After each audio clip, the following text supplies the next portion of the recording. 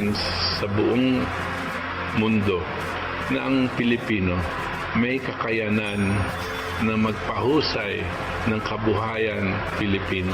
That we call on all patriotic Filipinos to discard ideological differences, party affiliations, disparity of religious beliefs and regional origins, to close our ranks, stand behind one flag, commit our honor, dedicate our lives to fight as best we can in defense of our country. Ang ating katipunan. Ang ating katipunan. Ang palatuntunang maghahatid sa inyo ng mahahalagang impormasyon tungkol sa mga kaganapan sa loob at labas ng bansa. Ang ating katipunan. Magbibigay liwanag sa mga katanungang nagdudulot ng pagkalito sa mga mamamayan hango sa aral ng pandaigdigang kasaysayan. Ang ating katipunan. Makikinig sa inyong mga daing at kuro-kuro sa pagsusuri ng mga kasalukuyang suliranin ng ating bayan at ng buong mundo. Ang ating katipunan. Maglalatag ng kalutasan ng mga sanhi ng paghihirap ng kalagayan at kabuhayan ng sambayanan. Ang ating katipunan. Ihahatid sa inyo ni Itos Valdes ng Philippine LaRouche Society, Save the Nation Movement, Solidarity for Sovereignty Movement, Renaissance Philippines, at Partido Politikal ng Katipunan ng Demokratikong Pilipino, kasama si Cathy Cruz.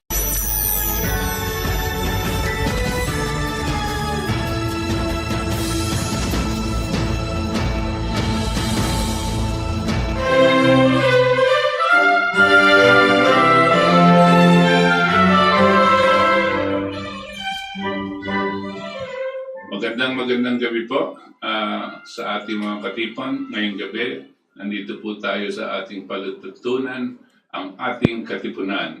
Ako po si Valdes at kasama po natin si Itos as usual. Ngayong gabi ay medyo importante po sa atin dahil po we will take the opportunity for us to deliver to you the State of the Nation of KDP. And it will include, of course, certain things which we hope the President by now would have already included in the State of the Nation that he will be delivering tomorrow. So I will be going through the whole, kung dito po sa ating palatuntunan, I'm going to be going through the whole 12 points of the suggested and proposed moves that the KDP would like to see in the SONA of the President.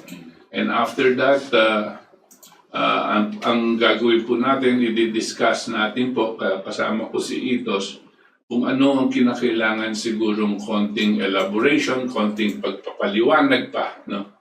Pero ito pong umpisahan po natin ngayon without much ado. Umpisahan ko na po itong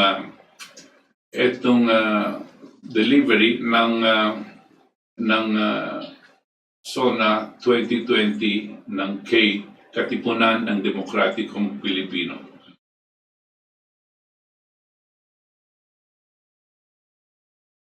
My dear countrymen, the task of confronting our political leadership today is one never before faced by any of the post-war administrations from Manuel Rojas all the way to Benigno Aquino III. President Duterte, who has, from his experience as a local government official, decided that the nation's problems centered on communist insurgency, warring Muslim factions, the threat of secession, and drug proliferation. To these, he concluded that he effectively addresses these issues with a strong military and an efficient police organization. would suffice, as was his experience as mayor of Davao.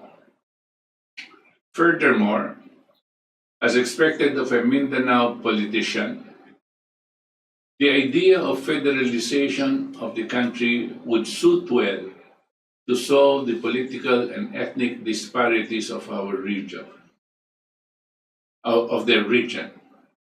4 years since his phenomenal victory for the presidency, Duterte's report card on insurgency, war on drugs, Muslim secession issues are at best debatable. As if to admit his limitations, he publicly pronounces that he only promised to address criminality and insurgency, but that he leaves the running of the economy to his experts.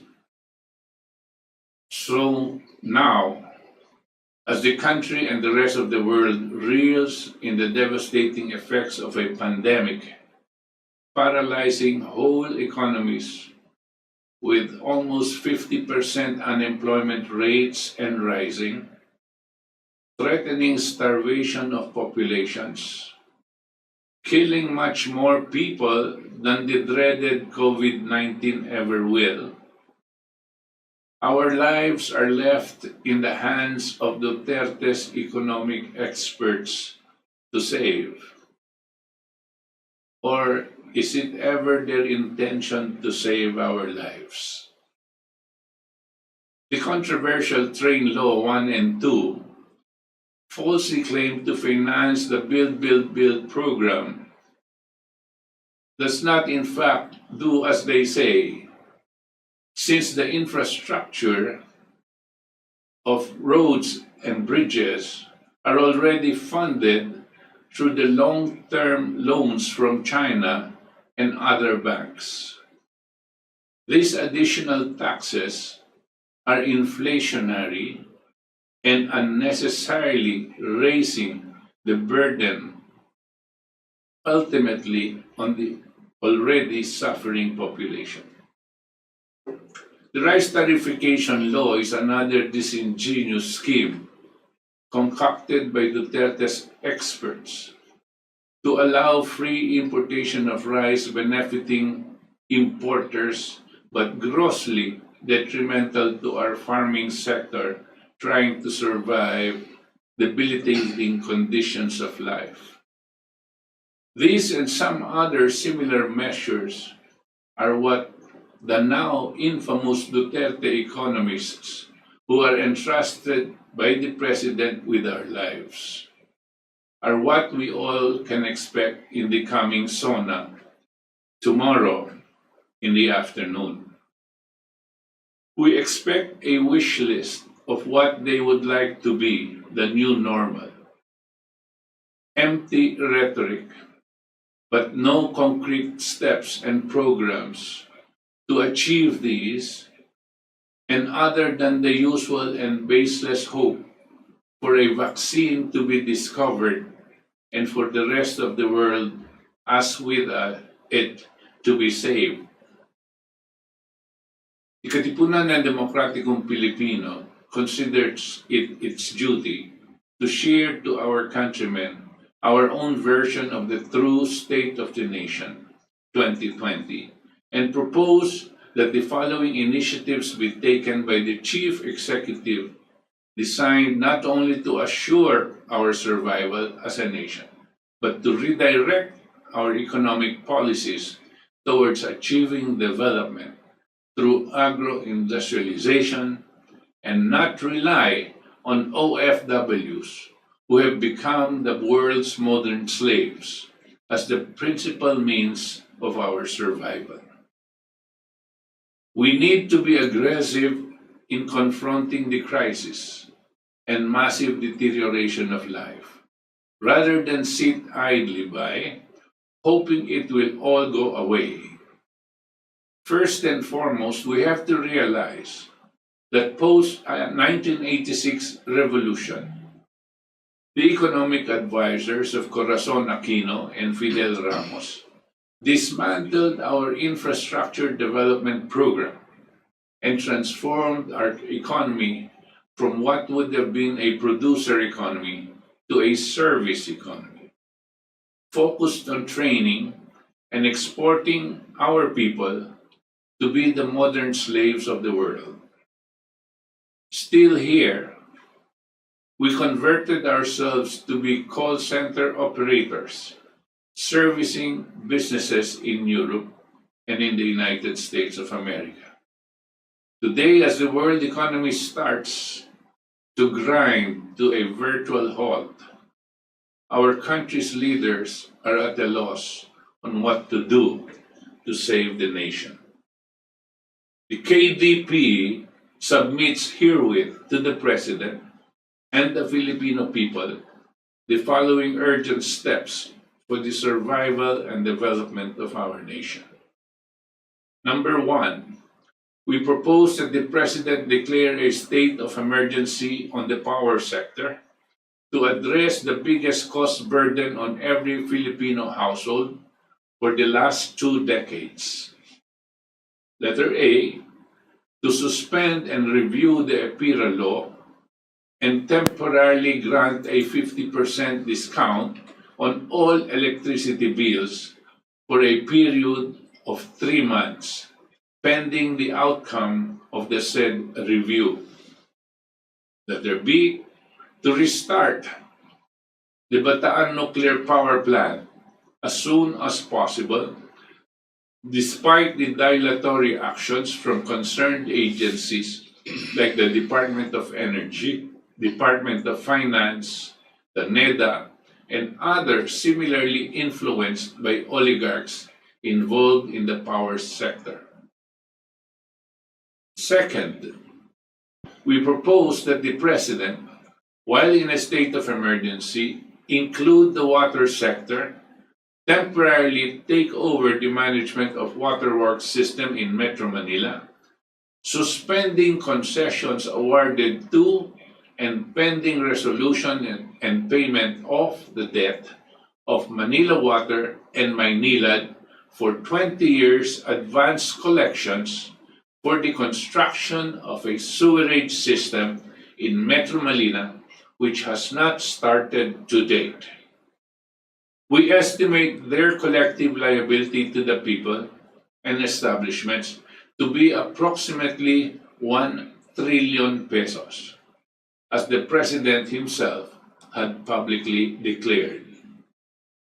Number 3, we propose to reverse by executive order the policy of privatization of all public utilities and move to nationalize all basic services, particularly in electricity, water, telecommunication, mass transit system, and selected tollways. We consider that the public utilities must first benefit the public before all other private business interests, as government is mandated to protect the Filipino people and to promote the general welfare. Number 4, we propose to reinstitute the Oil Price Stabilization Fund to act as a buffer for the continuous price increases of the oil companies, leaving the motorists and transport and cargo truck businesses and ultimately the consuming public unprotected due to deregulation of the oil industry. 4 decades ago, this practice was implemented by government as a shock absorber from price hikes affecting normal business operations created by foreign oil companies operating in the Philippines. The situation has worsened when Petron, an oil company owned by the Philippine government, was privatized by then President Fidel Ramos, leaving the consuming public, the motorists, and businesses unprotected and at the mercy of foreign-owned oil companies.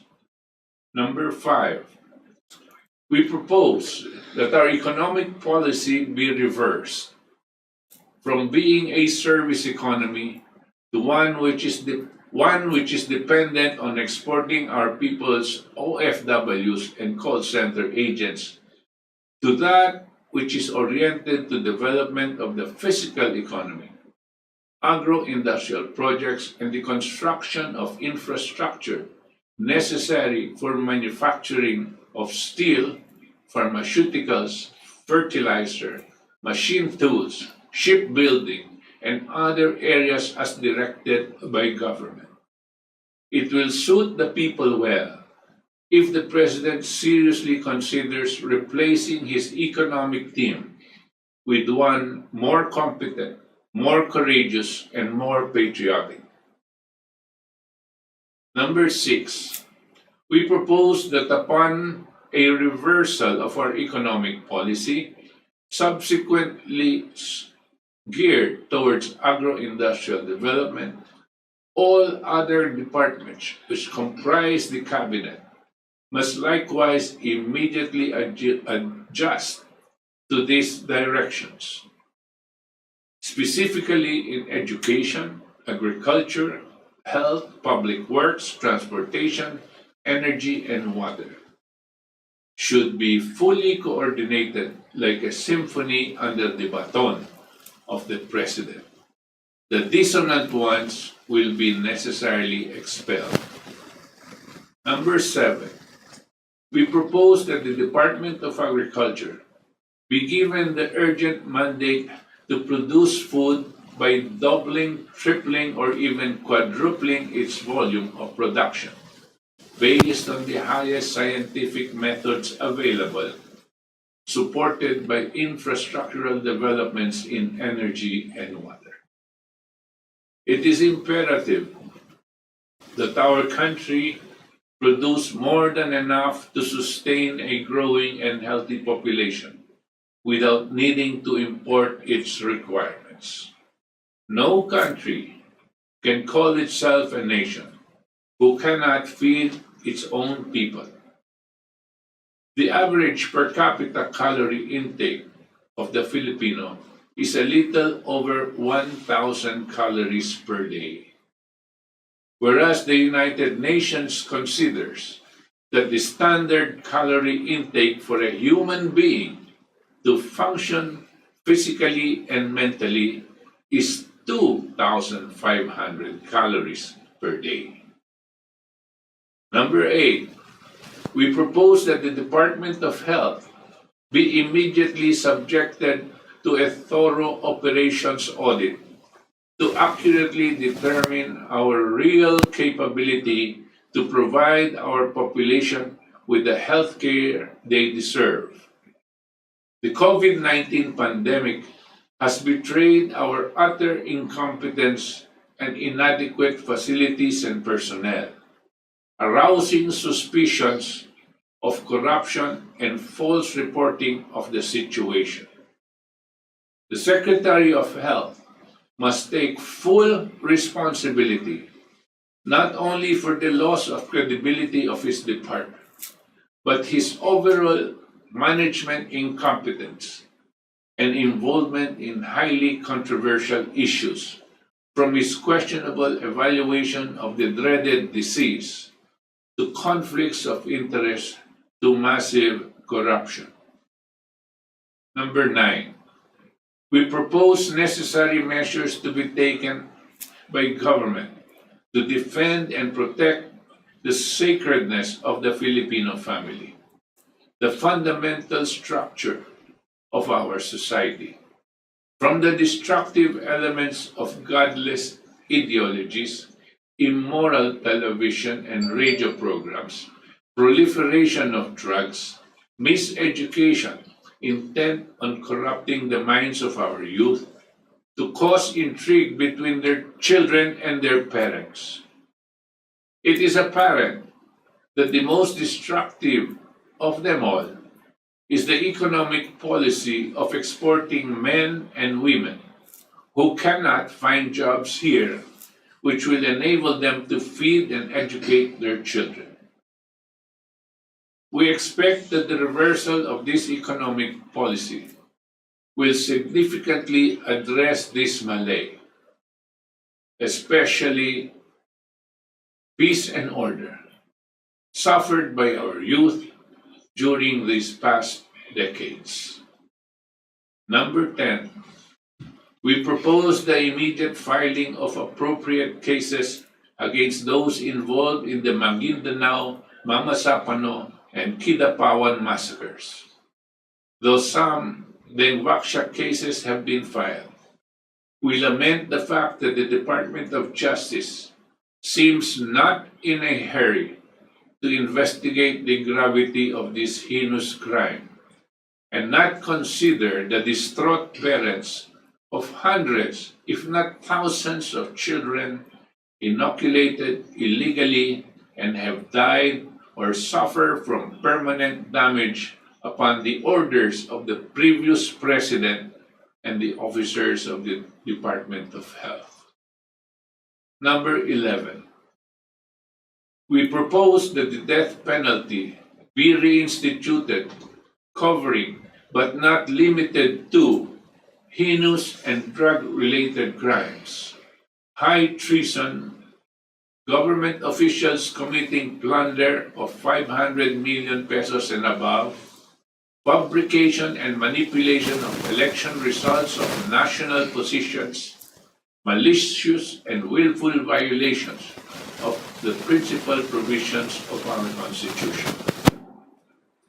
Number 12, we propose that the present Constitution be abolished and in its place a new Constitution be promulgated via a constitutional convention with the end in view of addressing the current needs of our population. A. Abolishing the COMELEC as the constitutional body mandated to organize, manage all electoral processes for all positions of government. The Commission is largely believed to be corrupt and inefficient, controlling the outcome of elections depending on the wishes of oligarchic interests and politicians' contributions. The result, as announced in previous elections for national and local positions, have been fraught with manipulation, computer machine rigging, dubious delays in announcing results. Letter B. No less than the President has proposed that the structure of government be changed from its present system of centralized form to a federalized form, creation of autonomous states governed accordingly. Letter C. Still others have preferred that the administrative and legislative bodies be changed into a parliamentary rather than the presidential system. A constitutional convention should be held soonest, before the end of the term of current administration, for implementation, hopefully, if possible, by the year 2022. Our party, the Katipunan ng Demokratikong Pilipino, expects the President to face squarely the most difficult problem he and the Filipino people will have to resolve. Together with our constituents, and most, if not all, the people, the collective clamor is to relieve us of the heavy burden imposed on us by the conspiracy of the oligarchs, government officials, and politicians, forcing us to pay the highest electricity rates in the world, paying among the highest water, mass transit, and telecom rates as well. Considering the unprecedented hardship Filipinos are currently experiencing due to a collapsing economy and the pandemic, we hope and expect the President to nationalize the public utilities with the end in view of dramatically reducing the heaviest economic burden of Filipino families. This is his most important decision to make as President of our Republic. Will he be true to his word that he will protect his people, all Filipinos, against those intent on doing us harm, even if it meant the loss of his own life? Or will he capitulate to the massive financial power of the oligarchs and allow them to take over our sovereign nation, now and succeeding generations? Tomorrow, July 27, will be the defining moment of the phenomenon known as Rodrigo Roa Duterte. Will he rise as a living Filipino hero, or will he renege on his promise and betray his countrymen by protecting the interest of the oligarchic few? We pray for his sake and that of our country that he makes the right choice. Magandang gabi po sa inyong lahat.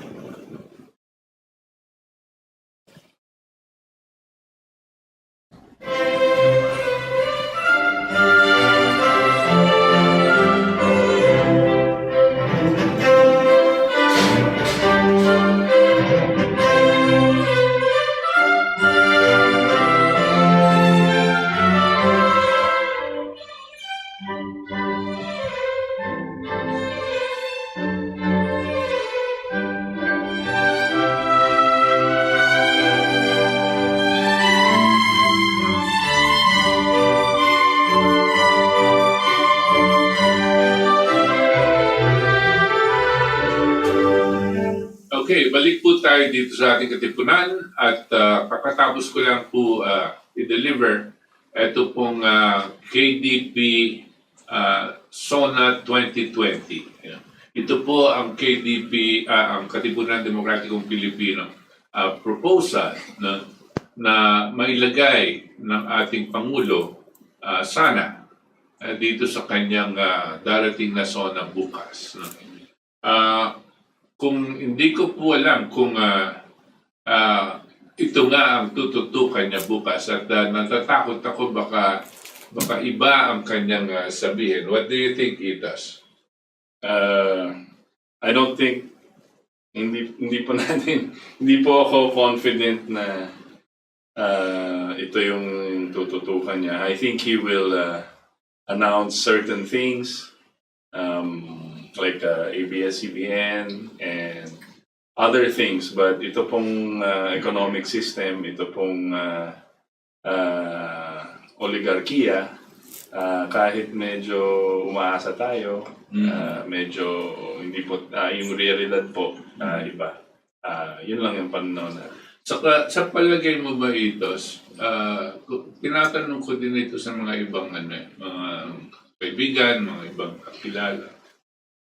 Kung alam niya na ganito ang dagok sa atin ng mga itong oligarchic system of the privatization, does he really know the impact on the Filipino family by this privatization program? Yung pagbibigay niya ng kuryente sa negosyo kuryente dito at dito. What do you think? I don't know kung alam po natin, nothing in the last 4 years po na will give us any indication na he wants to change the economic policy of the country. Yes, actually nag-complain lang po siya about oligarchy when sumingil na po yung Manila Water and Maynilad na kasi nanalo sila sa arbitration case dito sa Singapore. So nagalit siya, nakita niya kung ano yung mga yung unang-una niyang ginawa, tinanggal niya yung Mighty cigarettes, di ba? Tinamaan rin po niya yung si Ong Pin. Si yung Bobby Ongpin under that. But then yung gaming, yung casino, remember? Pero after that po, yung policies that he implemented, sabi niya wala na daw, hindi naman daw siya ekonomista, so he leaves it to his economic managers. Lahat po ng kinuha niyang economic managers, hindi po natin alam kung sino nag-aabiso sa kanya. Kung sino ang kunin nilang managers, we can only speculate. Pero kilala na natin yung mga yun eh. So they had been running the economy since Fidel Ramos. Right. So the direction po, pareho pa rin. Yan sila, sila Benjok, Yes, Dominguez brothers, tapos itong so mga ibang parang UP economists, yung pare-pareho School of Economics, na wala siyang bagong programa or economic. Ang ginawa niya, siguro tinanggal niya yung certain areas of corruption, kinuha niya, tapos ito, binigay niya, he helped increase salaries or he helped push the salaries of the military, police, yung mga ganun po. Maganda po yun, pero it will not change anything. That will not last because the economic policy is the same. So, going back to your question, obvious, kahit sino po, sabihin natin, gusto nyo ba ng 50% discount sa electricity na binabayad? Opo, bakit hindi? Pero I doubt na magagawa niya yung nitong presidente. Yes. Alam mo, because it's a whole policy and may mga epira. Right. Well, I'm just saying that sa atin, of course, may epira, pero yung 50% discount na sasabihin natin, habang rini-review yung epira, no? Dahil COVID situation tayo, Right. dapat talagang maggawa siya ng across the board, no? Pagbawas sa bayad sa kuryente. Dahil naghihirap na ngayon talaga ang mamamayang Pilipino. No? So I just said, okay, for 3 months or while pending the review of the epira. Now I just wanted to bring you back to last December. No? Nung pumutok siya at nakita niya na sinisingil pa tayo nitong mga ito ng Manila Water. Nanalo kasi ng ilan, 7 o 10 billion pesos. 10 billion Supposedly, nanalo sa arbitration court. Sa Alam mo Singapore. itong mga arbitration court na ito, yung may duda na ako dyan, mga house-show yung mga yan. Diba? Besides, bakit tayo dadalhin sa arbitration court? Ang gobyerno ay may karapatan sabihin, oy, ibaba nyo yan, yung sinisingil nyo sa taong bayan. No? At kung hindi niyo ibababa, mawawala sa inyo ang concession na ibinibigay namin. Hindi ko naman alam kung bakit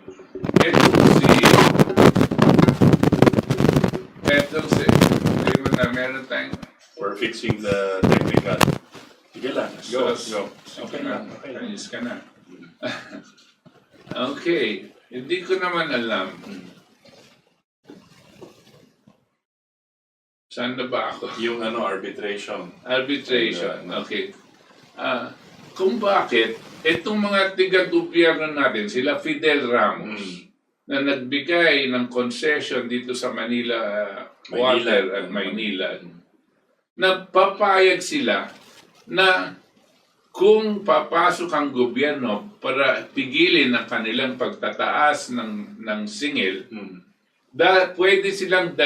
pwedeng dalhin ang gobyerno natin sa isang korte sa labas ng Pilipinas. Sa akin, ubod ng katangahan siguro, no? O kakontsaba nila itong si Ramos dahil gumagawa ng paraan na ang gobyerno hindi makakapaggawa ng pagtatanggol sa buhay ng mga mamayang Pilipino. Yes. It ties the hands of the government, no, purposely, so that it cannot help the Filipino people. So this is the thing that is really, to me, totally irregular and so much like criminal. Okay, having said that, when Duterte found out that this is being done, and he saw the gravity of what had been collected from all consumers for the past 20 years, supposedly to put up a sewerage system in Metro Manila. 20% of what we were paying as water bills must go to the sewerage system construction. For 20 years po, wala pong nagawang sewerage system itong mga ito. Ang total na nakolekta nila sa taong bayan para dito sa sewerage system, sa 20 taon, halos umabot na po ng 1 trilyon. So sinabi niya, this is the biggest corruption in our country. Galit na galit po siya. Yang mga smuggling ng droga, yang mga kung ano-anong crime, yan mga pagnanakaw sa gobyerno. Sabi niya, ito ang pinakamalaking korupsyon sa ating bansa. What is he talking about? The business that has been given to them by previous administration, given to the oligarchs, to basically to exploit the people. He was only talking of water. Hindi pa nabubuksan ang kuryente na mas malaki pa di hamak sa tubig. Yun ang sinabi ng presidente noon. Kanya ngayon, at sabi niya, ipapakulong niya yung mga yan. Sabi niya, kakasuhan niya ng plunder. Sabi niya, because this is prima facie, syndicated estafa. Yun po ang hahanapin sa kanya ng taong bayan ngayon. Because that is what he said, the biggest, at ramdam na ramdam ng taong bayan, ang pagnanakaw nito mga ito, at pag hindi niya inayos at itinuloy, ipinatupad yung kanyang mga banta, baka hindi naman maniwala sa kanya ang taong bayan yan. I have, kasi may tinanong ako sa mga kaibigan nating abogado. Sabi nila, yung mga private companies daw na mag-i-invest dito sa mga utilities, ayaw daw nila dito yung kaso. So they go to a place like Hong Kong or Singapore where, because daw, dehado sila. Siyempre, gobyerno kalaban nila.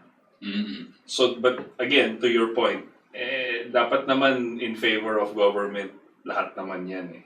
Yes. That's the whole point. Kasi binibigyan kayo ng pagkakataong kumita, pero wag naman yung ganito. So, sabi nila, they refuse to sign daw cases, deals dito, kailangan doon. Tapos international lawyers pa ang nag-handle doon. Parang gano'n. So, correct. May arbitration in Singapore.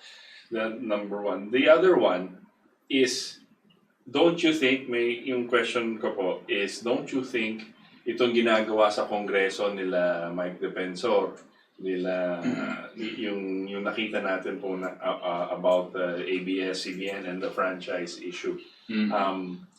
Now they're looking at EPIRA. By default, pupunta rin yan sa utilities eh. Maybe not specific kasi hindi sila yung dapat makita, no? But they're discussing EPIRA and Meralco. Ang fear ko lang po, baka doon lang sila sa mga Lopezes. Diba? Tumigil. After wala na yung mga Lopezes, kasi parang pinupunterian ng Lopezes eh. Parang they're focused on them and their businesses involving electricity and water. But shouldn't this be a continuing investigation regardless, diba? Of course, I agree with you. It must be continuing and open. Like it's a Pandora's box. No? Ang nagbukas po dyan yung Lopez Empire. Yung no? ABS. Nakita nila yun sa ABS. Nung kinalkal nila, lumabas ang mga anomalya na napakalaki. Ang dami. 1.9 trillion ang utang ng mga Lopezes. Dito pa lang sa mga black Yes. box nila. No? Just on the black box. Just on the black The box. TV blast. Pero totoo yan, kinakailangan ilabas lahat. At itong inaasahan po natin dito sa mga magigiting na congressman whom I never expected to be as brave and resolute in their Pleasant surprise. decision. Alam niyo po, napakadaling magdesisyon pabor sa mga Lopezes tungkol diyan sa franchise, di ba? Kikita pa sila, mabibigyan pa silang pera nila Lopezes, no? Masaya pa ngayon, wala pa silang kalaman. Pero sila nanindigan, no? Correct. And you have to give credit where credit is due, no? Not to the Maski president. ang presidente, hindi ko alam kasi dito sa pagtatanggal ng franchise, palagay ko hindi naman ginawa nila Remulla yan dahil inutos ng presidente. Nakita nila kung gaano kalaki ang Yes. ang problema, Yes. no? Hindi lang labor issues. Right. Ang dami pa. So hindi nila matalikuran Yes. itong mga datos na nakikita nila na kung paano nagnanakaw itong mga Lopezes. So that's where it opens, no? And then pagkatapos ngayon susunod nilang iniimbestiga sa kuryente naman, no? At ako naman ay natutuwa na inumpisahan nila bago pag-usapan ng Meralco, inumpisahan nila yung EPIRA law, no? Right. Ano ba yung EPIRA law? Is it an onerous or an immoral contract, or is it good for the people? Right. Katulad po nung sa tubig, dapat ang usisain po natin sa tubig at ng mga kongresista, ang usisain nila yung concession agreement, yung kaumpisa, hindi yung utang for the past 20 years. Okay na yung given na tayo. But this contract that government and businesses went into, this is what I mean. Hindi po makukuha ng oligarko yung mga concession na yan kung hindi ibibigay sila sa kanila ng mga gobyerno, ng opisyales ng gobyerno. Therefore, if it is onerous and immoral, there may be a conspiracy between these two. At kumikita yung sa gobyerno, kumikita din yung nasa mga oligarko. Ganyan na rin sa EPIRA.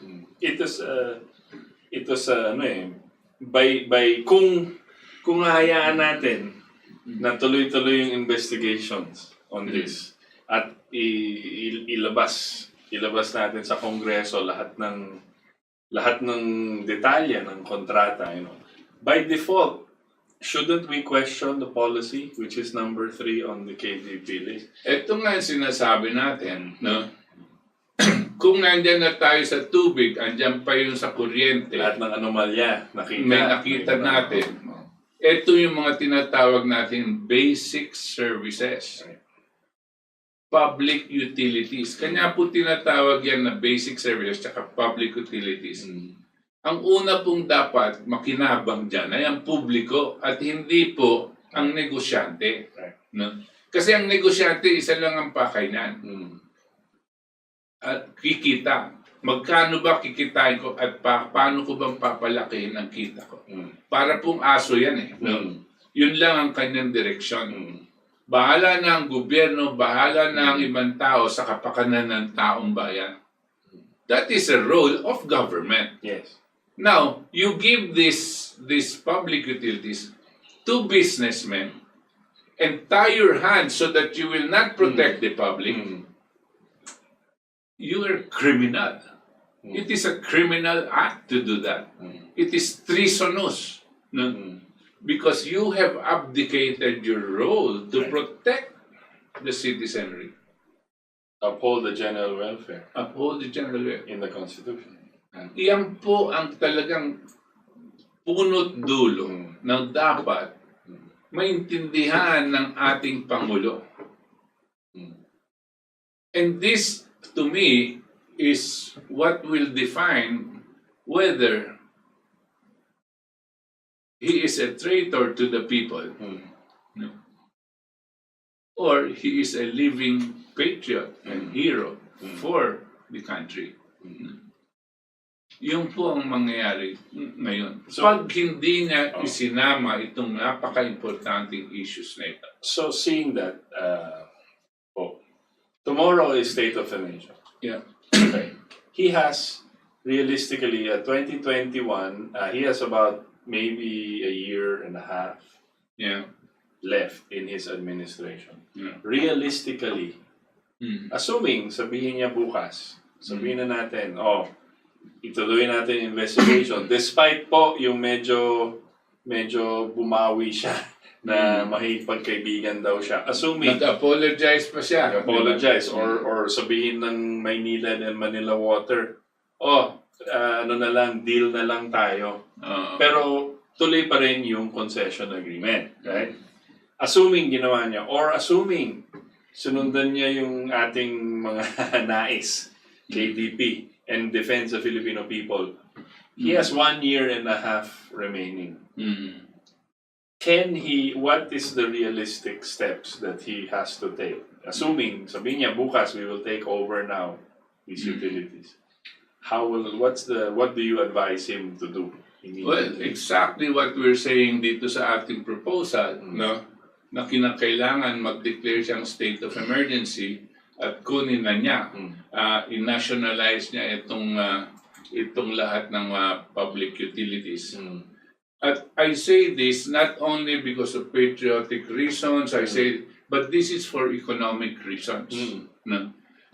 Dahil po makahuhusay po sa palagay ko ang ating ekonomiya kung gagawin niya ito. Bakit po? Sabi ko sa kuryente na lang. Kuryente na lang. Ang kinokolekta ng power sector from power generation, power transmission, at power distribution.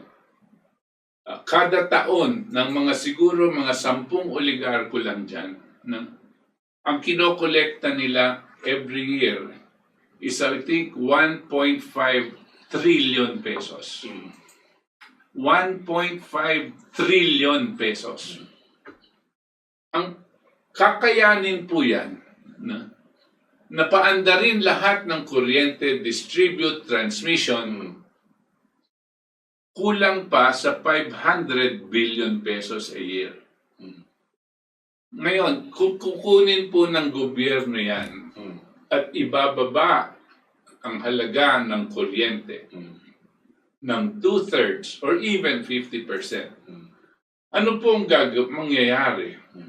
Para ka na rin nagbigay ng 1 trillion pesos sa taong bayan. Cash because ito yung babayad nila sa Meralco at ang gagawin mo, kalahati lang ang babayad nila. So para mo na rin binigyan sila. Hindi po ba? Yung mga negosyante, ganyan din ang mangyayari. So what had happened is the government had in effect pumped in money into the hands of the consumers and the businesses, without printing money, without borrowing from some banks. All you did was nationalize and bring down the price of electricity and water and all other public utilities. Yung sinasabi kong 1.5 trillion ay kuryente pa lang yan. Yung tubig, ganyan din. Hatiin mo. Yung mass transit system, yung telecom, di ba? Yung telecom, tingnan yung nangyayari ngayon. Tayo ng isa sa pinakamataas na binabayaran sa cellphone na etong natin, yung mga rates ng and yet we are the most we are the least efficient or the most inefficient in terms of telecom industry. In other words, they would rather be inefficient because their profits are very high. Now, if you nationalize this, because when I say nationalize, tatandaan nyo po, ang telecom, mass transit system, ang water and electricity, pati na rin itong mga healthcare sa hospitals, ay pag-aari po ng gobyerno yan. Atin po yan. At ang ginawa po natin, ibinigay natin sa mga negosyanteng pribado para sila na ang magpatakbo. Yan ang tinatawag na privatization. Ito yung privatization na ginawa. Nung binigay po natin ito, para mo nang binigyan ng negosyo ang ibang tao. Pero dapat, yung kapakanan ng taong bayan, hawak mo pa rin. Para hindi nila aabusuhin. Ang ginawa nitong mga gobyerno natin nakaraan, sila pa ang gumawa ng batas para matali ang kamay ng gobyerno na hindi nila matulungan ang mamamayang Pilipino. Yan ang sinasabi nilang regulatory capture. Right. This is treasonous, immoral. This is not just a mistake in Economic policy or a mistake in coming up with a contract. No. This is done on purpose. And when you say they exploit the public of this, no, you're actually creating the conditions for a higher mortality rate of your population because you push them into a higher level of poverty. And poverty means high mortality. Gusto ko lang, again, going back to my question, ano yung next step? I-nationalize mo, sasabihin mo, siyempre magpoprotesta yung mga oligarchy, the ones who own these companies. Sasabihin na, we invested how many years? Put in money. Kaya kumikita kami ganyan, but yun ang agreement natin eh. So ina-nationalize mo as a president, kung ikaw po yung nakaupo, how will you approach them and tell them? First of all, I'll ask, okay, you said these are the companies that we have given to you, and you said that you had invested. Okay.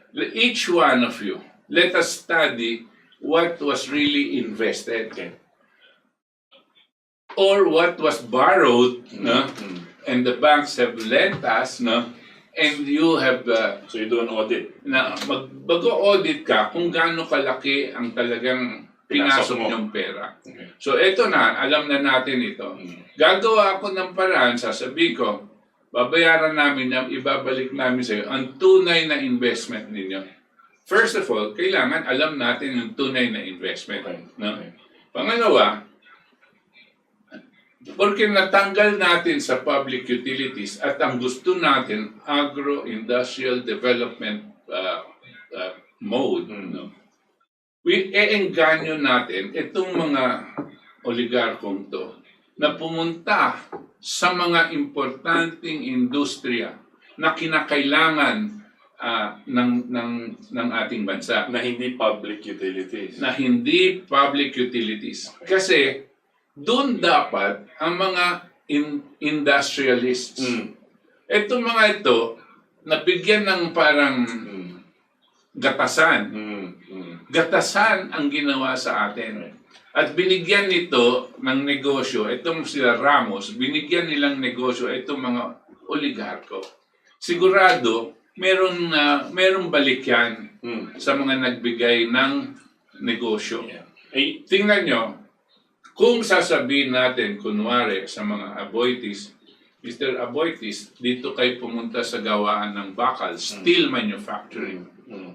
Or Ramong Nang, you go to fertilizer manufacturing. Agriculture. Or pharmaceuticals, or shipbuilding, or machine tools, and so on, smelting plants.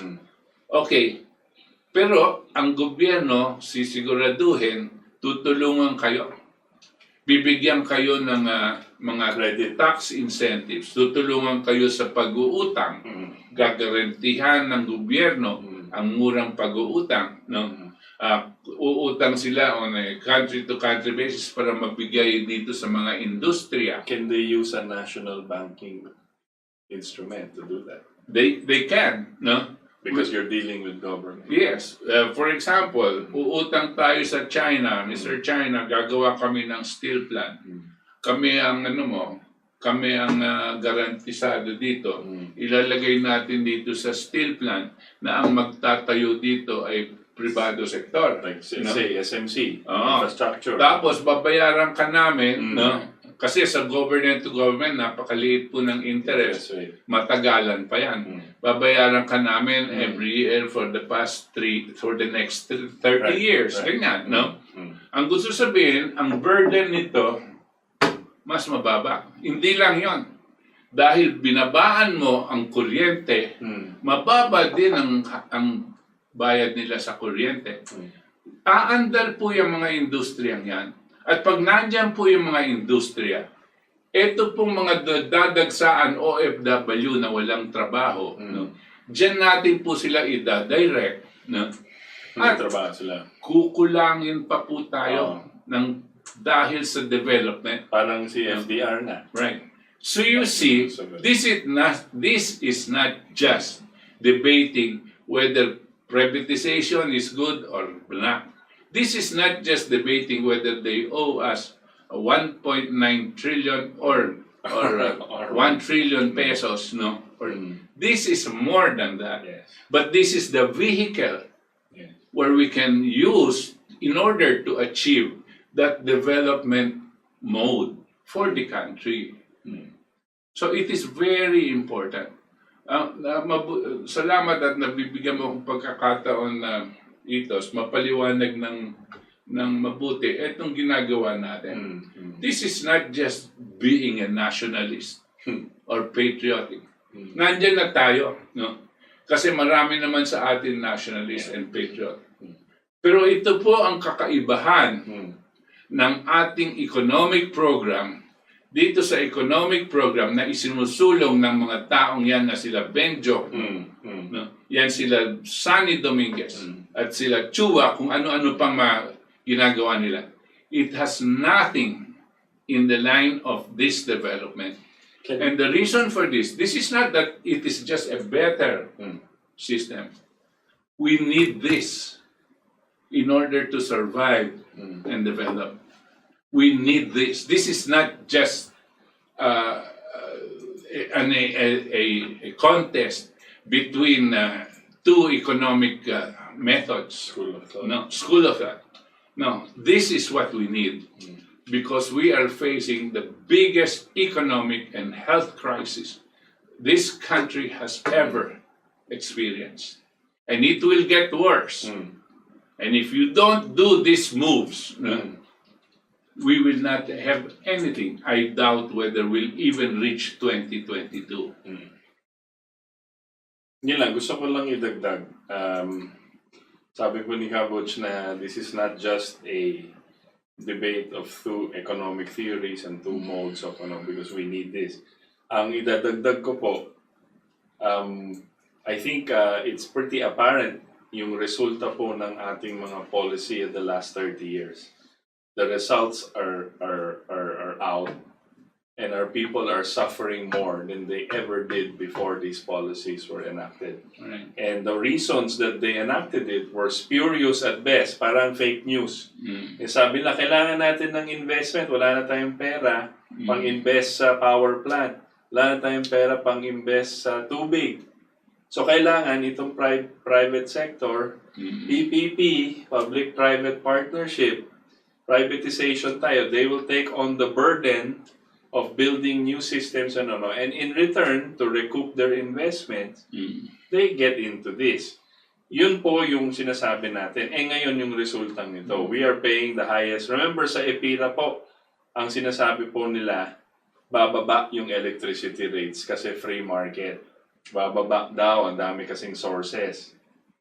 Never happened. Tapos we are paying, not just it never happened, we are paying the highest electricity sa mundo. So, this privatization, deregulation, globalization policy which was done after 1986 and until today is the same kind of policy and same kind of economic thought that is being pushed on our government by the same guys who are still there has failed.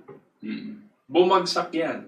Kasi yung metric for how they failed is yung tao lalong humihirap, nagugutom, namamatay. Mali eh. So, if this current president may chance pa po 1 year and a half to steer the country in a different direction and hoping that the next president, if there is an election, the next president takes up this and with our Congress asserting their right as a sovereign state and as a sovereign country against these laws, then we have a chance as a nation po, may future po tayo. Otherwise po, wala na, kaya sinasabi po ni Kabuch, we need this now. Otherwise, ang daming mamamatay. Ngayon pa lang, daming na namamatay. Pero if this is not turned towards where we see where the KDP wants it to go, we will have, ngayon pa lang sa baseball stadium sa Rizal, nakikita mo na eh. Imagine kung lahat yan umuwi, may trabaho. Wala na tayong OFW. Imagine. Kaya po natin yun eh, kasi nagawa na dati eh. Yeah, there is no, from the time that Cory started, there has not been any one president that had seen to it that we would try to get back our people because of the development here. What they did was promote.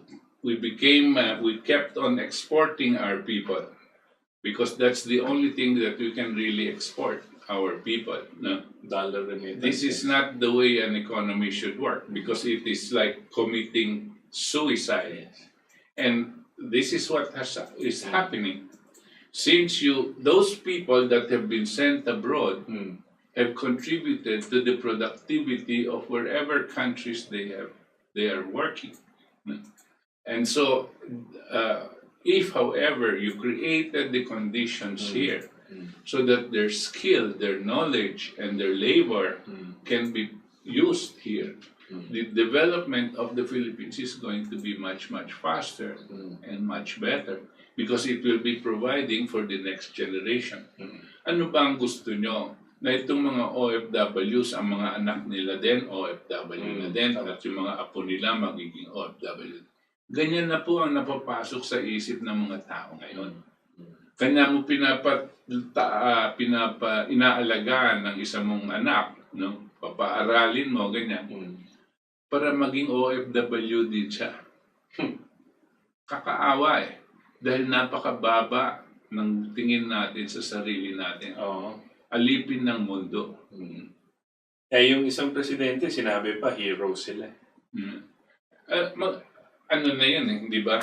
Sabi ko nga nung nandun ako sa, I was before in Department of Education, and I said, if we are, I admit, of course, that it is very difficult for people to go abroad and leave their families. And they, to that extent, are the heroes because they're sending money to the Philippines and helping the Philippine economy.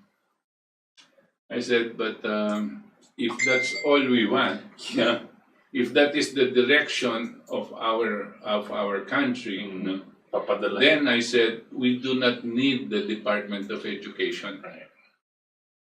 Hindi natin kailangan ng Department of Mag-ano na lang tayo, Department of OFWs. Tama, yun ngayon. Huwag na yung education. Kasi ang education, dapat inaano mo yung, tinuturuan mo yung mga kabataan para maging ang talagang heroes natin. Jose Rizal, Polinario Mabini,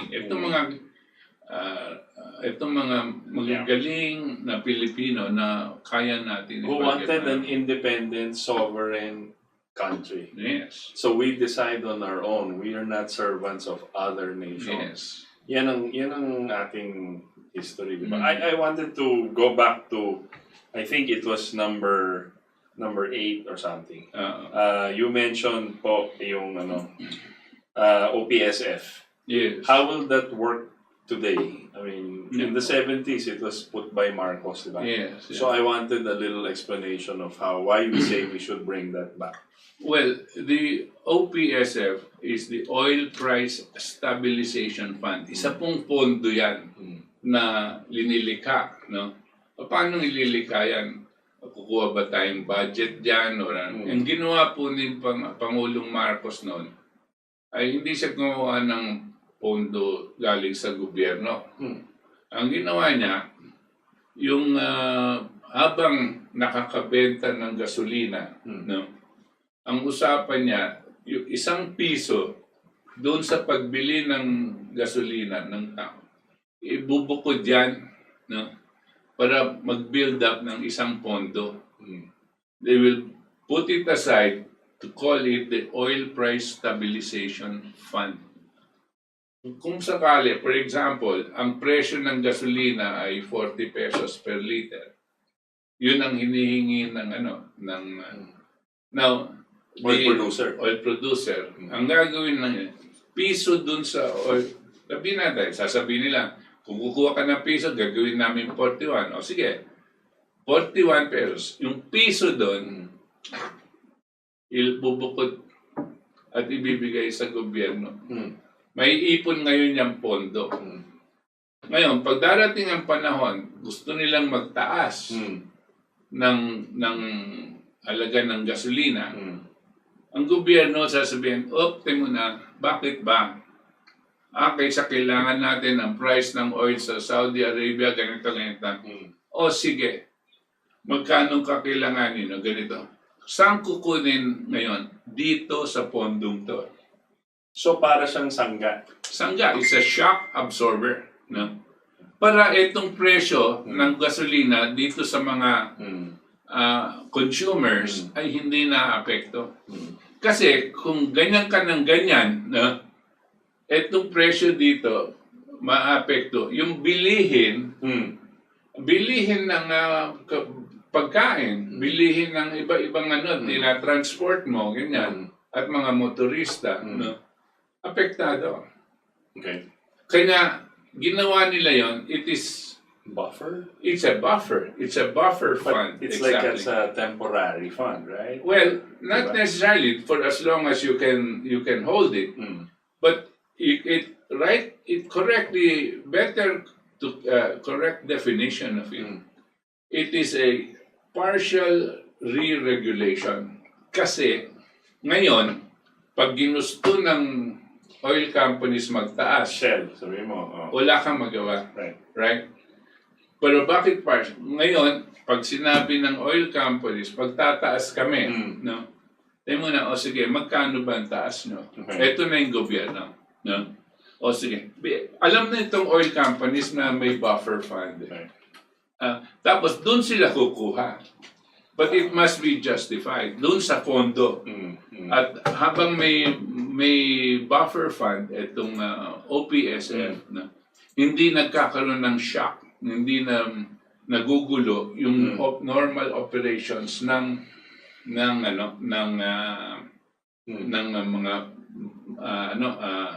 consumers.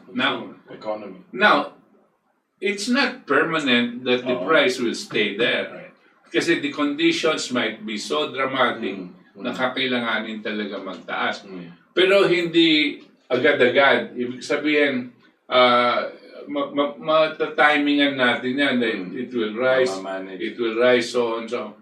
Ngayon, sabihin, every week, nagra-rise no? Atras ng ilan araw. May gulo sa Middle East, tataas yun. Ganyan. Maski on news pa lang, ha? On news. May gera lang dito, eto na, no? O baka magkaroon ng gera. Ganyan po ang, kasi, again, we tied our own hands, no? To allow the oil companies to dictate. Alam mo niyo po, ang gasolina natin, ha? Mas mahal pa sa Amerika. No? I wanted to ask about Petron then. What was the relationship of the Petron and oil price tab, or are they separate? Well, separate ang OPSF. Marcos put up Petrofil, no? Or Petron. No? It was a Philippine-owned oil company. Alam mo kasi ang mga oil companies, they don't have to be producing the oil. Bumibili lang yan sa kung saan bumibili ang Shell, kung saan bumibili ang Caltex, no? Meron mga binibilhan. Itong Petrofuel, siya rin bumibili. Tapos magbebenta din ng gasolina. Pero como gobyerno siya, Gobyerno may-ari. gobyernong may-ari, pag ginusto nitong mga ito tumaas ng presyo, Kaya Caltex or Caltex, Shell. at ang gobyerno ay hindi, sasabihin niya, hindi kami sasabay dyan. Gusto nila 40 pesos, kami dito 32 pesos. Ano pong mangyayari? Yung mga motorista hahanap po ng petrol. Kasi mura. No? Ayaw na ayaw nito. Right. Okay? Ang sinabi sa atin ng IMF, kailangan i-privatize nyo yan. Pero yung oil price, how does the Hindi, OPSF? may computation eh. Pero yung OPSF in relation to Petron, ganun rin, they contribute. Ganyan din, they get 1 peso. Pero, yung, in other words, yung profit ng Petron will be dictated on by government. yes. Ito lang, kahit konting-konti yung profit natin, kahit break-even pa yan, or whatever, para lang sa mamamayan yan. Of course. Hindi ka. The reason meron po tayong Petron, para kompetensya sa Shell tsaka sa Caltex. Para hindi sila, that's another way of trying to keep the price down. Okay. Pero ano pong ginawa ni Ramos? Binenta yung Petron sa dayuhan. Una sa dayuhan, sa Aramco. Saudi Aramco. Tapos, ngayon, ang binili ni Ramon Ang. No? Pero, pareho na rin ang kanilang pag-utak, hindi gobyerno. Privado. Negosyante na rin. Privado. No? So, hindi na tayo tutulungan dito sa pagbaba ng mga halaga ng gasolina. So ngayon po, with regards to oil, do you think government should also put up a national oil company like Petron? Well, or just on the OPS? even before that, I think we should go concentrate on developing our nuclear development program. Kasi ang use of oil is not just cars. No, hindi lang po cars, and ang use of oil is used by industries and everything. No. Pero ngayon ang nagpapatakbo ng mga generators natin, no, are coal and oil, Right. no, natural gas. Yan ang nagpapatakbo. Kanya medyo mahal. Ngayon, pag meron kang nuclear, yung kuryenteng gagamitin mo, bababa ang halaga para dito sa mga pangangalakal. No? Okay. Ngayon, gusto sabihin, ang total use ng energy mo, a big portion is for industry. Right. A smaller portion is for the Consumers. motorists. No? Dito, maghanap tayo ng paraan. Okay na ba tayong tawag dito, okay lang bang mag-import ng oil para dito sa mga motorists? Kasi yung ating industriya umaandar naman sa nuclear, sa geothermal at Yung vital industries. Oo. Pero yung consuming, pwedeng maglabanan na lang sila. Oo, depende. Pwede. Kaya natin, depende kung paano mangyayari. But Because what I mean to say is, Less dependent tayo on oil. right, rather than focus on trying to put up our oil company and competing with the oil firms. Okay. First, yung program, energy development program, nuclear. No? Interesting. So, it's all tied up. Actually, all tied up. Pero, ang laki ng i-reverse mo ng mga policy natin. That's why I call it reversal. Yeah, reversal talaga. Pero, you're talking about reversing 30 years. Around 30 years of businessmen and companies making money. Yeah, but I think the general business is going to benefit from it. Yeah, No? definitely. If we reverse it, no? I also think that these oligarchs, despite the fact that they have abused the franchises given to them, no? given another environment, they will find ways how to make money. Yes, I Legitimately, agree. no? Legitimately. At doon natin dapat gagawin. Kanya po naging ganito, nag-abuso itong mga oligarkong to. Dahil binigyan sila ng negosyo ng mga corrupt na government officials. Yan mga up to the president, no? At mga politicians, no? At mga mambabatas, yan ang nagbigay ng ganitong klaseng negosyo dito sa pribado sektor. Kaya kinakailangan baligtarin natin. Regardless. Sabi natin, mahirap yata yun kasi maski 30 years. Well, you have to start sometime. Right. At kung sasabihin natin mahirap, hindi na natin gagawin, walang mangyayari sa atin. So, nandiyan na si Rodrigo Duterte. Siya kanya may protest vote na naglagay sa kanya dyan sa as president dahil papalitan niya ang kailangan palitan. Itong mga oligarko, pinagmumura niya. Mga magnanakaw, they are the mother of all corruption, sabi niya. Okay, if that is so, huwag kang matakot dito sa mga ito, Mr. President. It should be simple if yun yung gusto niyong gawin, di ba? Sana. Because all he has to prove, or the SecGen, or the DOJ, or whoever, they have to prove that the contract was not followed. Right. So once the contract is not followed, wala na yung detalyeng utang or out na. Out. Di ba? As simple lang na ganun. Actually, we don't have to prove it, pero they did legal, wrong. yeah. Legal. But at any time, because of the national interest, the president is empowered. No? What do they say about, if you do this, the message to the international banks and the community? I can hear already all of these businessmen. That sends a bad signal, and they will not invest, and the stock market, and alam mo na. To me, that is a bogey na parang inaano, lalong-lalo na kung hindi ka nakakaintindi. What is a bogey? Parang inaano, yung panakot.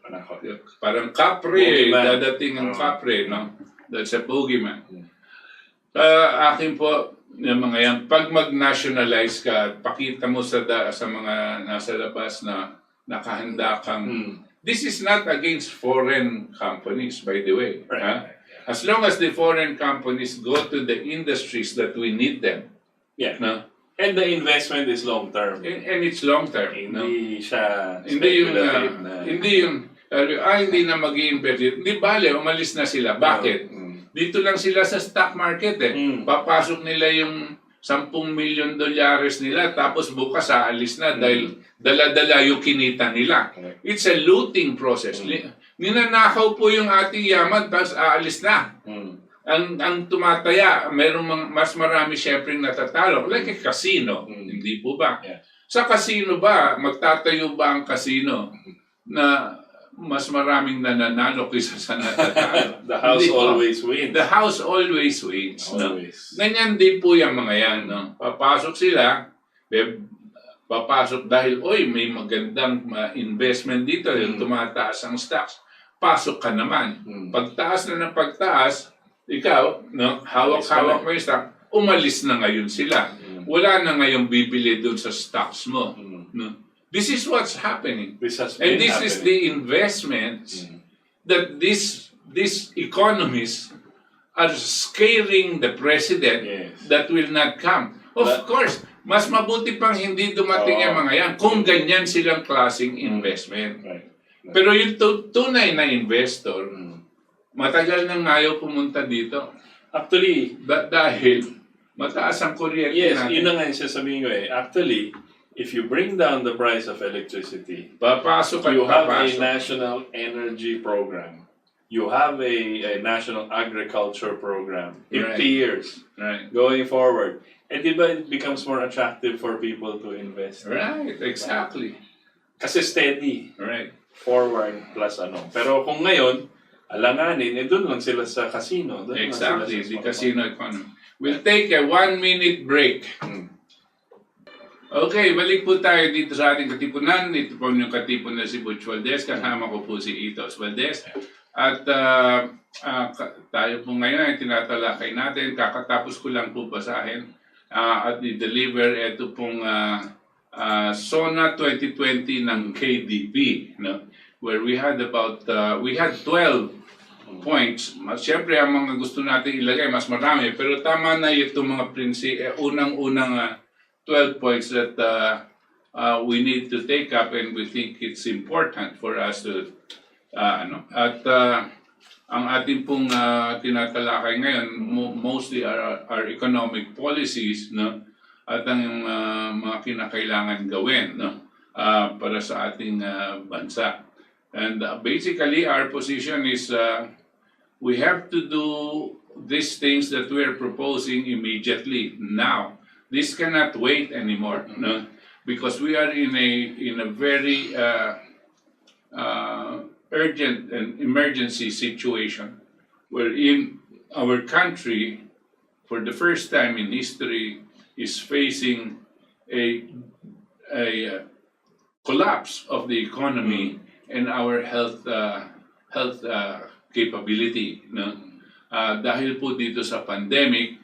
Tapos ang ating pong ekonomiya umaabot na po sa mga 40-45 unemployment rate. Hindi pa natin binibilang yung mga nagdadagsaan OFW na parating dahil hindi na nila kayang magtrabaho pa sa ibang bansa. Yung mga iba nga daw umuuwi, nakakabaong na po.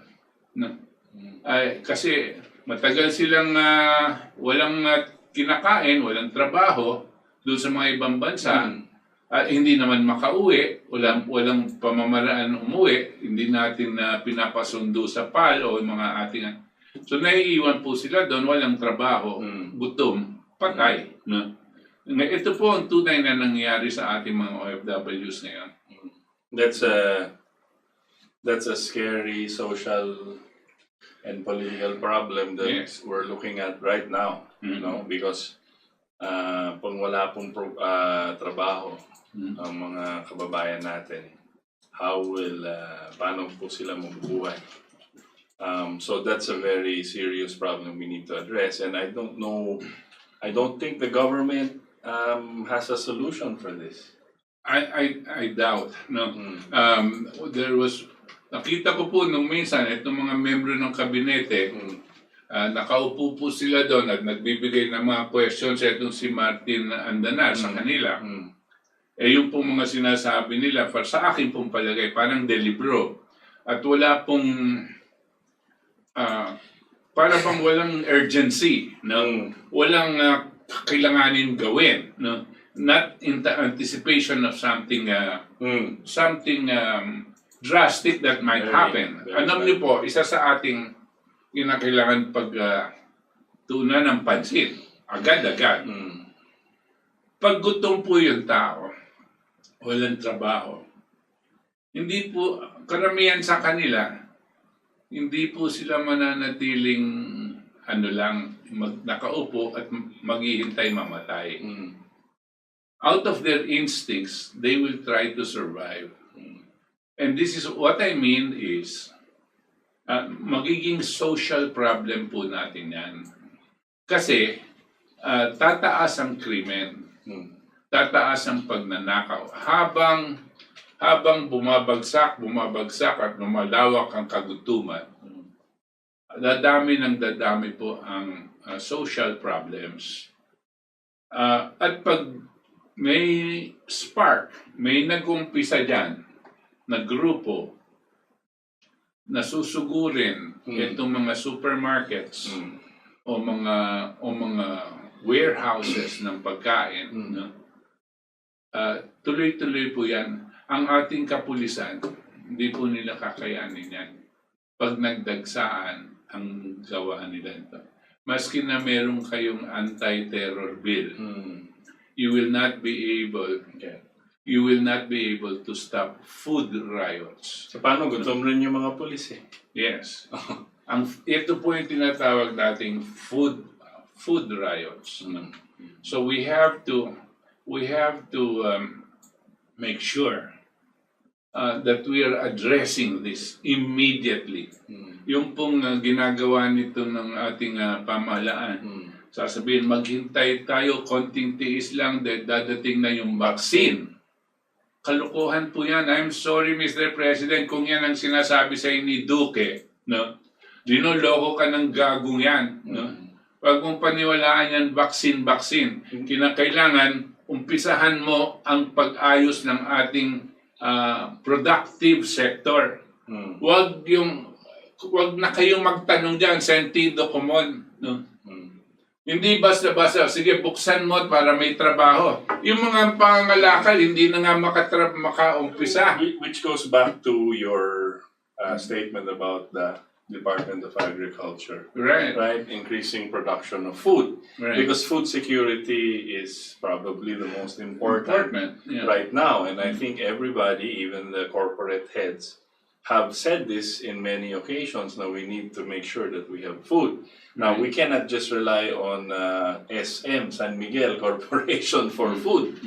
We have to, everybody has to be involved in this nationwide increasing of production and the capability to produce food for the next. Kasi bumabalik na lahat ng tao, walang trabaho. So anong kakainin nila? Diba? Yan po ang isa natin sinasabi. That agriculture must be mandated to double, to triple, to quadruple the amount of food that we produce in all areas. Fisheries, crops, rice, corn, lahat. Kinakailangan we move very fast towards that. Kasi kaya naman goal. Kaya. Kayang-kaya naman. At kung kasabi ng iba, pero matagal pang epekto niyan ganyan. Kailan ka pa mag-uumpisa kung gagawin yan, sasabihin mo matagal pa. Na talagang dapat noon pa tayo nag-umpisa. Noon pa, pagka-umpisa ni Presidente Duterte, nag-umpisa na dapat tayo dito sa mga sinasabi namin. Noon pa. Dapat noon pa tayo nag-umpisa, panahon pa ni Corazon Aquino. Yes. Pero mga gunggong yung mga presidente nun. Tsaka yung mga advisor nila. Right. The economic advisors na mas okay mag-import. Mas mura. Tapos i-lessen natin yung production capacities natin. Ngayon, tingnan nyo, wala tayong kakayanan. Etong rice tarification. Anong ngayon? Maski na marami kang pera mag-import ng rice, yung nag-produce ng rice, ayaw na magbenta sa'yo dahil kailangan nila yung kanilang bigas. Ikaw, sinira mo ang kayong capability to produce. And this only happened a little over a year ago, which is so stupid. Yang si Cynthia Villar, stupid talaga yan. Itong nag-sponsor ng bill na yan. Itong mga economic advisors yan, they're really stupid. You see, they have caused the deaths because of that rice tarification. Negosyante kasi. They have caused the deaths of many of our people. You have to protect the general welfare all the time. That is enough. So we have about 1 hour. We have about 25 minutes left. Right. Right. So let's go through some questions. So yeah. Tonight, so we can greet everybody tuning in.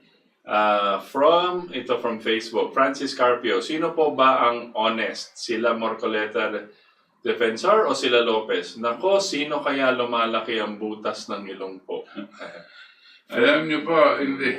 Ang nakikita po natin sa Lopez, nakita na po natin na sila po ay basically may utang sa gobyerno ng 1.9 trillion. Ito pong tinitirikan ng kanilang building ay hindi po pala sa kanila. So nagiging land grabber daw sila. Tapos yung mga tax evasion cases, ginagamit itong PDR. No? Kayong mga empleyado o mga tayong simpleng tao, baka hindi nyo naiintindihan kasi itong mga masalimuot na mga issues na ito. Pero napakalaki po ang in-effect ninanakaw nila sa gobyerno. You're defrauding the government. Etong Marcoleta, Remulla at Defensor at kung sino pa, 70 ang mga taong yan. Hindi po natin kailangan itanong sa ating sarili kung honest ba sila o hindi. Ang importante natin malaman, ano ba ang nangyari? Sino ba ang humalungkat dito sa mga kabahuan ng isang oligarkong Lopez? Now, kesa magnanakaw sila o kesa corrupt yung mga kongresistang yan at wala tayong, hindi natin pwedeng pagkailan na itong si Marcoleta, Remulla at Defensor ay nagtrabaho para maungkat itong kabahuan ng mga Lopezes. At dahil doon, hindi sila ibibigyan ng prangkisa. Okay? At maski na yung mga 70 na bumoto na pumanig sa kanila, palagay ko, katulad po namin, nakita natin kung gaano kalawak ang katiwalian na ginawa ng Lopez. Talagang imposible po sa sentido komunal lang na bigyan mo ng prangkisa yung mga yan. Correct. Okay, Freddy Oredina, walang prangkisa galing sa Kongreso ang Maynila at Manila Water. I don't think it's a franchise. Yeah, correct. Well, ang sinasabi ni Freddy, kinakailangan siguro yung mga ganyan dadaan sa Kongreso at hindi sa presidente. Pero tignan natin yung batas. Well, because it's not a franchise to be given. No, it's a concession agreement. Right. Ba yun, eh? So, pwede pong that can be a debatable issue. Right. So, pero tama, kasi kung franchise, you're given a limited amount and government owns it. Kasi it's a privilege that you're giving. No? Franchise. So, Glenn Buwan, di ba nakasama sa monetary or central bank policy? Kasi kasama dapat sanang sovereign or fiat money sa overall economic program natin. I'm not sure. Yeah, alam mo yung fiat currency. No? Hindi pwedeng basta-basta tayo at tataliwas dito sa international financial system. No? Kasi po maliit lang tayong bansa. At pwede natin gawin, magsarado tayong buong mundo katulad po ng ginawa ng China. No? At pinaandar nila yung kanilang ekonomiya ng nakasarado. Pero umabot din doon sa panahon na kinakailangan nilang magbukas. No? At ito nga ang nangyari, nung nagbukas sila at sumama sila sa sistemang financial system, pero kontrolado nila yung kanilang ekonomiya, kanya po nakaunlad yung mga yan. Tayo po, ang talagang problema natin, ito pong pinagkakautangan daw natin, sila ang nagditikta kung paano at saan pupunta ang ating ekonomiya. Yung mga economic advisors natin, mga gunggong yan, sunod-sunuran lang yan sa IMF. Maski na ang IMF ay gagawa ng patakaran laban sa kabuhayan at kapakanan ng mamamayang Pilipino. Yeah. Ogie po, pababa lang, Rox. Ogie po, ano ba ang masasabi niyo sa nangyari sa ABS-CBN patungkol sa alegasyong paglabag sa Commonwealth Act number 146 na kung susuriin ay kasalukuyan nilalabag din ng PLDT, Smart TV5, GMA, Globe, among others? Alam niyo po, tama po kayo. There might be other organizations that are against this. No? That doesn't mean that they will not be investigated later. But the thing is, it was ABS that was asking for a franchise. No? Yes. So they had to study everybody. Pero hindi ko po alam yung Commonwealth Act number 146. Pero in the 1987 Constitution, it's clear, 100% ownership will be to Filipinos pag media company po. Ngayon, yung PDRs cannot be used to get foreign investment kasi nilalabag nila yung Constitution. So in your question about PLDT, Smart TV5, GMA, yes, ang alam ko po may PDRs rin sila. Now kung kakasuhan sila, pero kakabigay lang ng bagong prangkisa yung mga yan. But again, government has the right to look into that also kung gusto po nila. Ngayon, there has to be someone going, and not just these media companies, many other companies. But sa Constitution po natin, 87 pa lang, it's clear that the media should be 100% owned. Kaya po yung Rappler nagkakaproblema. And just to be clear, yung sinasabi ng ABS-CBN, na pumayag na yung SEC. Among the other things they falsely claim, no? Yung SEC po, nasa hearings po, sabi nila, Hindi kami pumayag na ibenta nyo yung PDRs nyo sa foreigner. Pumayag kami na bebenta kayo ng PDRs. Ngayon, kung sino nabentahan nyo, bahala na kayo dyan, wala na kami dyan. But we allowed you to sell. We didn't clear you that Or you sold. to sell it to the foreigners. So, medyo twisted po na pumayag yung SEC. So, kailangan, actually, maraming lumalabas sa internet ngayon ng mga explanations, lalo na mga lawyers. So I think tayo pong lahat, hindi lang nanggagaling sa amin yung source ng knowledge nyo po. Maraming pwedeng pagkuhanan ng opinion. And I think it's better na marami kayo na you will research on your own kasi napakalawak po ng pwede natin kunan ng mga So, Eva Santos, good evening po. Consuelo Gomez, yung ating mami ko po yan. Congratulations po sa you gave us hope. Salamat po, ma'am. Ronald Malyari, mabuhay KTV, kamao. Mabuhay. Right. Maria Lucilia Angela Tongson, ano ipapalit ninyo sa tubig na iniinom namin kung nag-stop ang services ng Manilad at Maynilad Water? Tigil bayad sa... Hindi, alam niyo po, ang tinitigil po, bayad lang. Hindi po talaga papara yung Maynilad at Manila Water. Yung MWSS po, tutuloy yan. Because MWSS is the government. Ngayon, ang tatanggalin lang po natin, itong mga oligarko na namamahala at may-ari. Yung po mga professionals sa MWSS, ay gobyerno po yan. Tutuloy po sila. Maglalagay po tayo, siyempre, ng mga matitinong tao na magmamanage. Pero ang gobyerno na po ang may-ari. Hindi po magtitigil.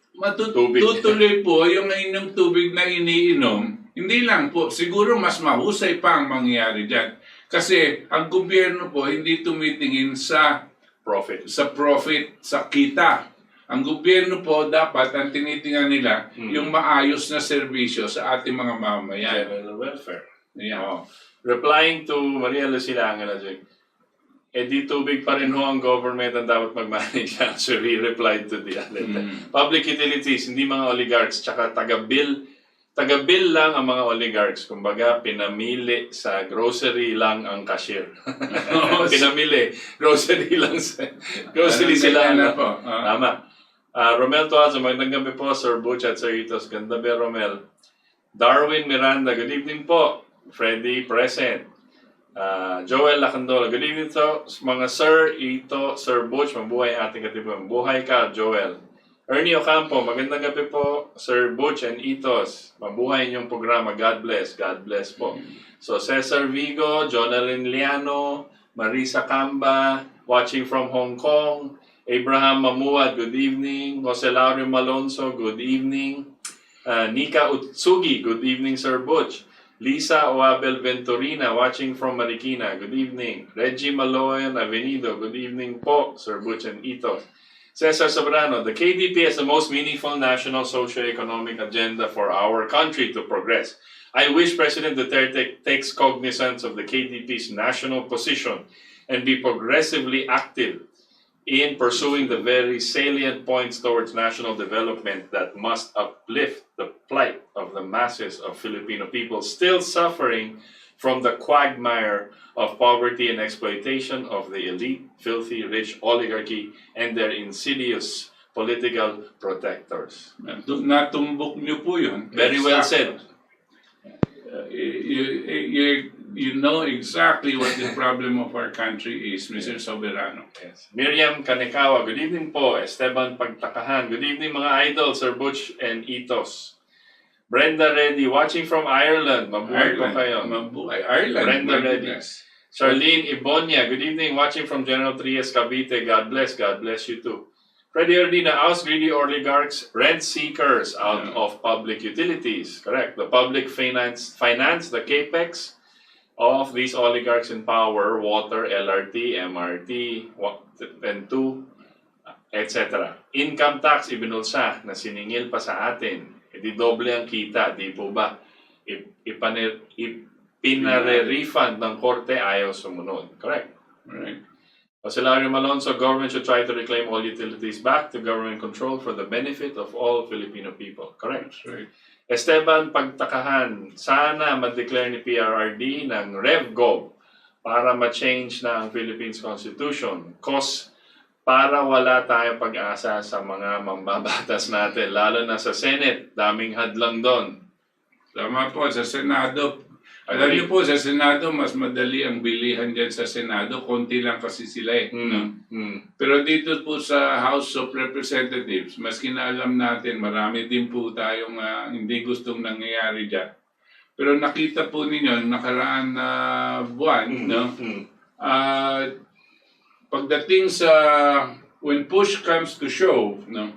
Pagdating sa talagang matinding mga issue, hindi nila matalikuran, no? At lumalabas pa rin at umiiral din ang prinsipyo na nandito sa kanilang kalooban, no? At tayo'y nasisiyahan naman na dahil po dito sa mga 3 o 4 na nindigan sa kanilang prinsipyo, sigurado ako inaalok yan ng mga pera, no? Sigurado yan, inaalok sila ng malalaking pera.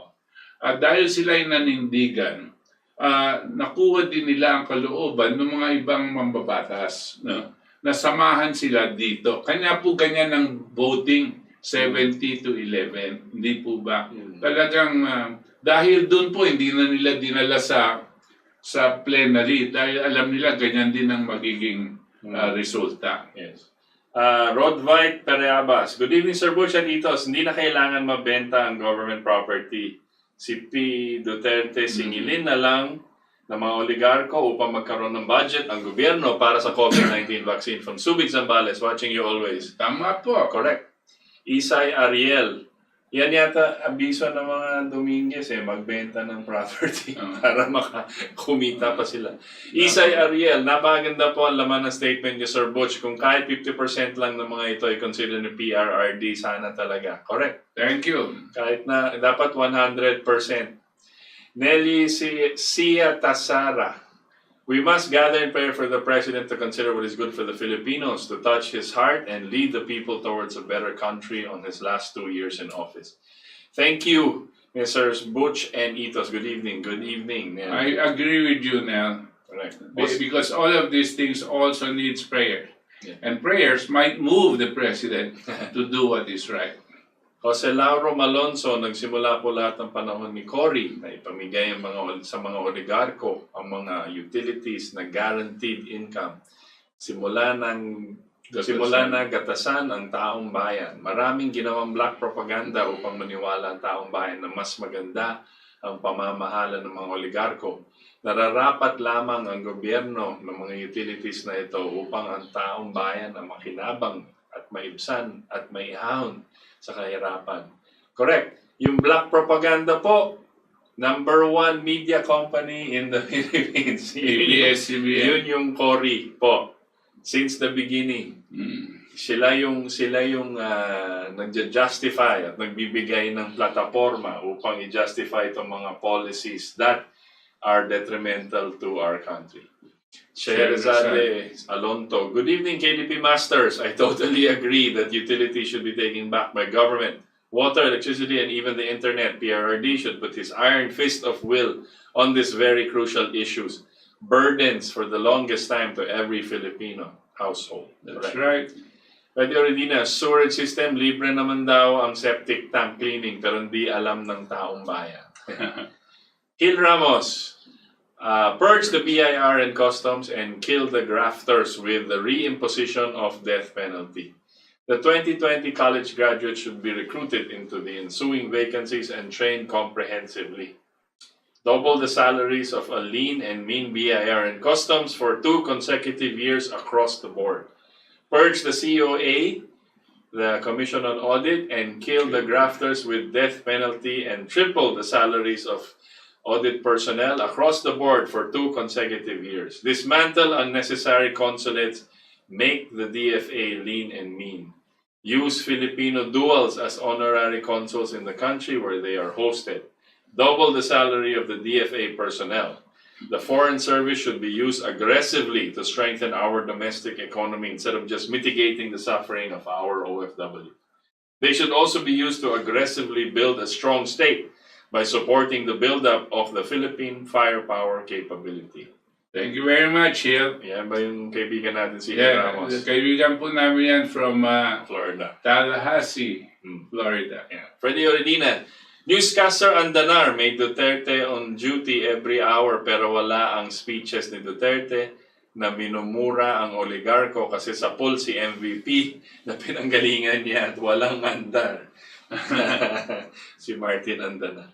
Arthur Alvendia, congrats partner, your 12-point agenda should be the core of the National Recovery Program. Ang problema from the very start, the President consistently admits his lack of technical competence and abdicated this crucial role to economists who continue to believe and apply a failed free market policy regime. That's why we have to educate not just the President, but many of the people around him are. Yeah. Erlinda Garcia, good evening mga sir, mabuhay po kayo. Mabuhay po kayo, Erlinda. Hill Ramos, Filipinos in the armed services should have 10% real increase in salaries, meaning their current salaries are first adjusted upward for inflation for the year and a 10% increase is added to it. The court-martial system to be strengthened and even the PNP should be under this judicial system.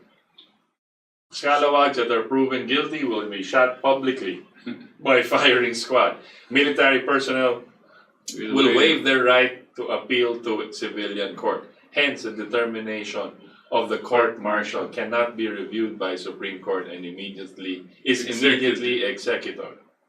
You're talking of a revolutionary government here. Yes. Yeah. Joselario Malonzo, dapat lahat ng kontrata ng gobyerno na patungkol sa public utilities ay pag-aralan at busisiin kung dehado ang taong bayan. Yes. Kung mapatunayan na ginawang gatasan ito at dehado ang taong bayan, maaari itong pagkataon na bawiin na lahat na ito para kapakinabangan ng taong bayan. Yes, correct. Vic Valparaiso. Magandang gabi po, Sir Butch and Itos sa ating Katipunan. Good evening. Doris Valles, magandang gabi, Sir Butch and Itos. Aimee Adrias, good evening. Adrias, good evening po, watching from Tokyo. Mabuhay pong KDP. Nelia Zudek, good evening po. Hiroyuki Sakai, rent-seeking and regulatory capture of the oligarchs must be stopped. Yes, privatization of public utilities is the business model of the oligarchs. Correct. Nelia Zudek, Filipino people needs incorruptible, smart, economic, financial employees in government. Yes.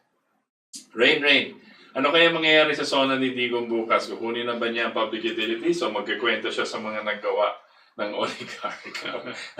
Ang DILG nagbabala na hindi na magpapa-swab test at huliin ng sino mang tumututol. May mga ulat na ginagamit na swab test na magiging positibo kaagad sa COVID at meron kompetensya para maabot ang target na kinakailangan para sa vaccine ni Bill Gates. My goodness. Grabe. Nelia Zudek, Filipino people need a smart, not corrupt economic, financial employees in government. Okay. Sherazade Alonto, matalino, wise at madiskarte talaga ang parunong Marcos. Naiiyak ako palagi sa laki ng paghihinayang ko kapag narinig ko mga accomplishments niya. Yes, I think a lot of it can be revived. Right. No? Yeah. In that era. Yeah. Freddy Oredina, OPSF sinabayan ng PNOC at Petron. Oil barges binenta at considered sunk cost binili ng oligarko, especially Ramon Ang. Hill Ramos, the military and Digong should take the country back from international thugs, global and local oligarchs who have nested here. The Filipino oligarchy, quote, the Filipino oligarchy is our entrenched enemy, not I or those like me who see and know the truth.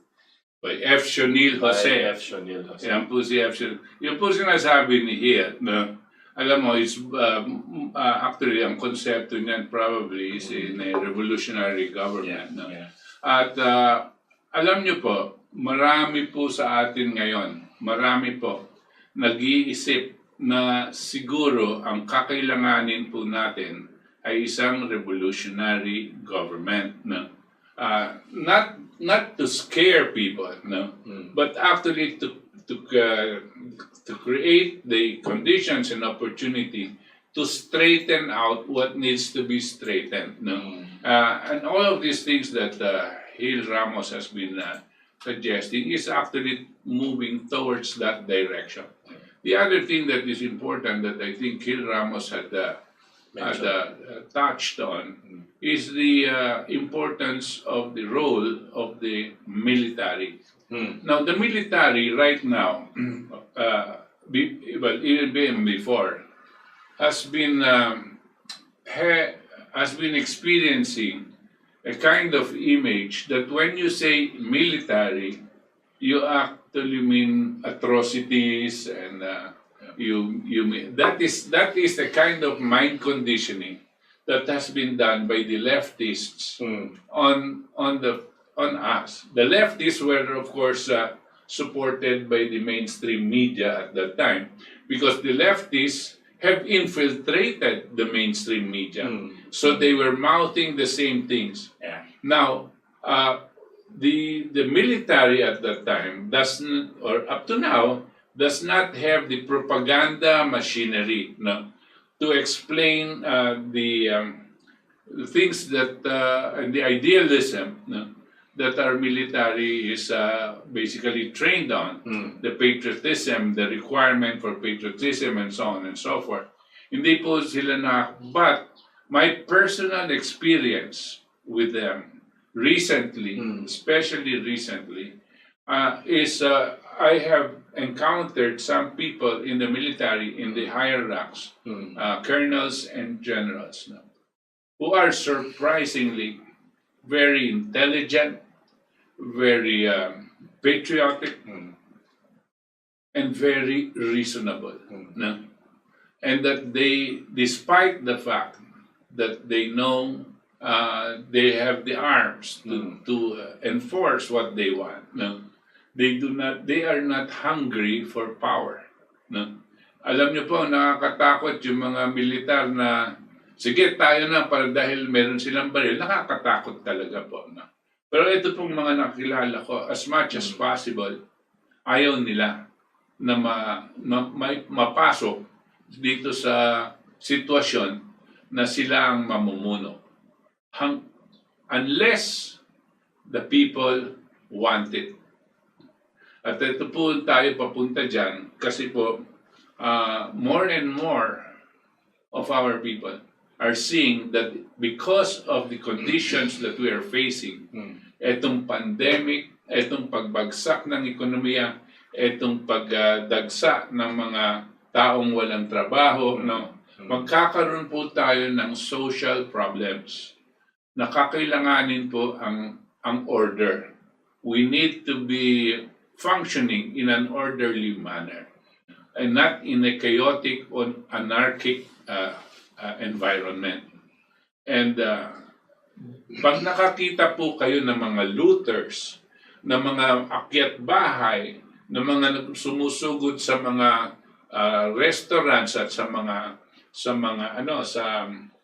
grocery stores, department stores, mga warehouse ng pagkain. Pag nakita niyo po itong mga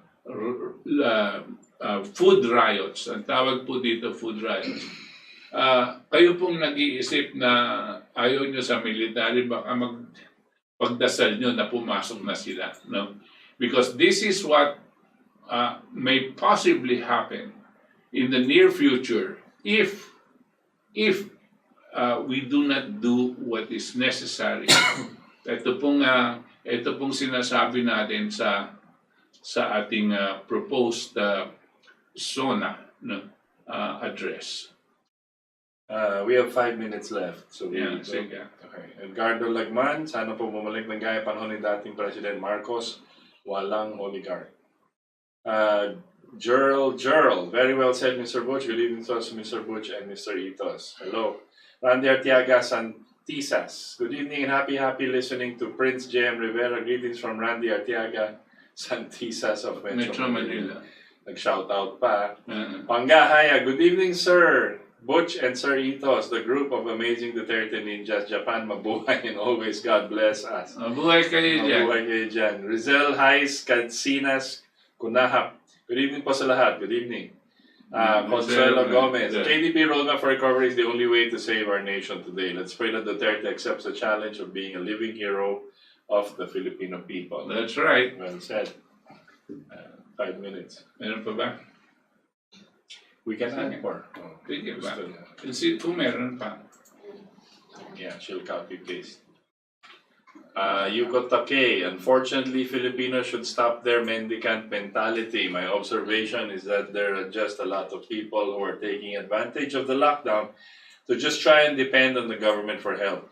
Sad that the president cannot depend on his secretary. Yes, I'm sad also, Yuko, because the members of the cabinet do not share the same sentiment, no? and love for the Filipino people that the president seems to have. Jean Tonic, watching from London. Gin tonic. Lemesio Rojas, watching from QC. Mabuhay ang KDP. Hi Lemmy, kumusta ka? Gil Ramos, if Digong is bent on ensuring honest elections in 2022, he should clean up the million voters padded into Comelec registries. That's right. Yep. Menka Salas, hindi sila mukhang pera. Pinanindigan nila ang tama. I guess she's talking about the congressman.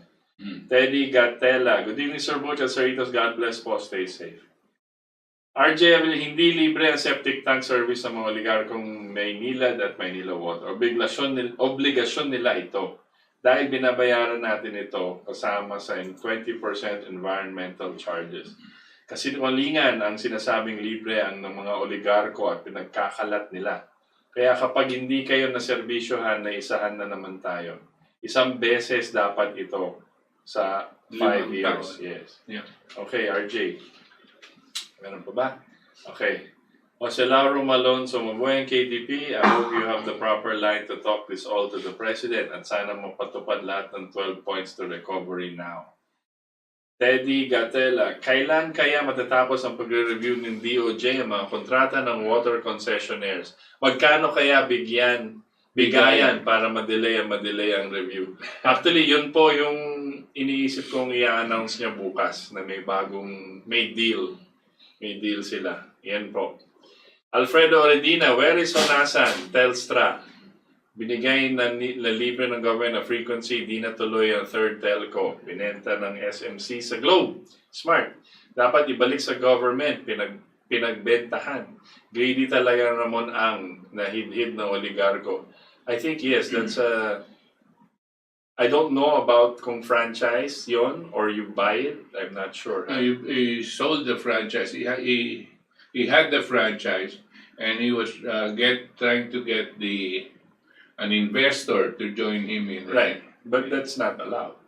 No, he had the franchise. Now he transferred the rights to another one. No, that's with the agreement of NTC. yun na nga. Pero it's like frequency. The ITC. Oh, yung frequency you cannot transfer it. So, yan ang alam ko. So, example ng computation ng 20% environmental charges, 400 times 12 months times 5 years. 24,000 po yan. Ganyan kamahal ang sinasabi nilang libre daw ang septic service ng Maynila at Manila Water. 20 years na po ang ganitong sistema. Isa ito sa malinaw violation ng mga oligarko. Si RJ Abellana po, kilala niyo, kasama po natin dito sa KDP. Siya po ang talagang may kaalaman dito sa mga detalye at masilimuot na mga tinataguan nitong mga oligarko. Kaya ito po linalabas niya sa atin ng mga detalye. Nagpapasalamat po kami ni Ito sa inyo na sinamahan niyo kami ngayon. Dito po lalong-lalong na po dito sa pag-anunsyo ng State of the Nation Address 2020 ng KDP. Maraming salamat po at we'll see you again next Sunday.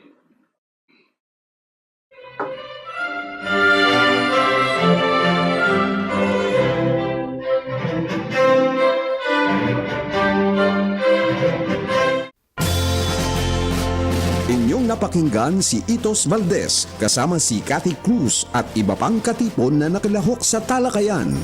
Ating Katipunan. Katipunan. Samahang muli si Itos Valdes sa susunod na linggo alas 7 hanggang alas 9 ng gabi sa himpilan ng RMN DZXL 558 kHz AM band at social media accounts ng Partido KDP.